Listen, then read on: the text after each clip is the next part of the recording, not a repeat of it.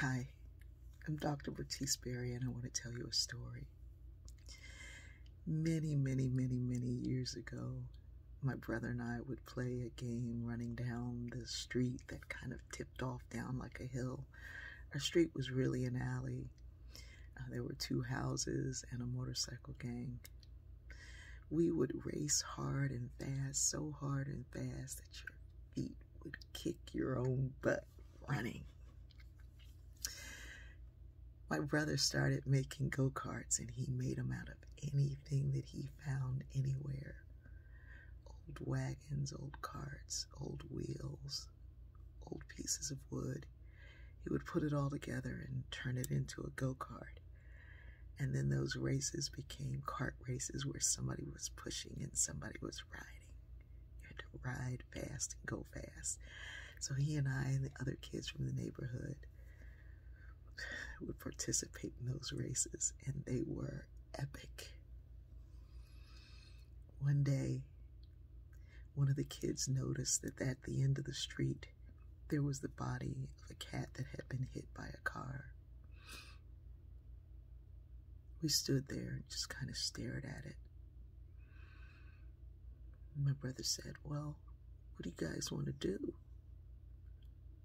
And this one little boy, whose name I can't remember, we were so young he was missing his front teeth. He looked at my brother and said, "If I run over that dead cat, that's where I'm going to leave that ragging at." And we laughed.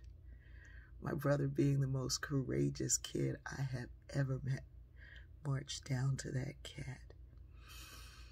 He assessed the situation, ran back home and got some goods and things that he needed.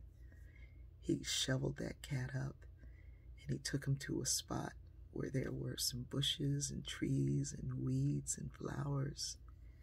And that was the day I attended my very first funeral. It was the funeral of that cat. My brother said some words over it, but I don't really remember what they were. I think he kind of did the whole Baptist preacher thing, but I really don't remember. It's funny that now that we take it away, we often talk about that line of "if I run over that dead cat." We don't talk about that funeral. But to think that we little poor kids gave more dignity to the body of a cat than had been given to us poor kids.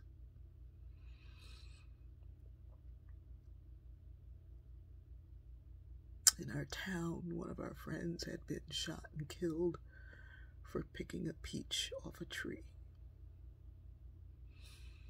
We grew up with stories of lynching and murder. My own brother was attacked one night by a gang of angry boys. There were race feuds, and the National Guard stationed in our city for over a year, and they were not to be played with. Even now, when I see stories of bringing in the Guard to keep down unrest, I think about those days. But today I'm remembering the dignity that my brother gave to that cat.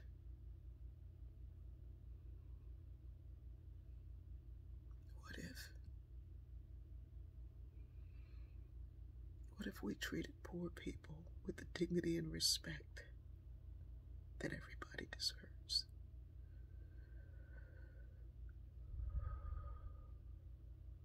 We can. We can.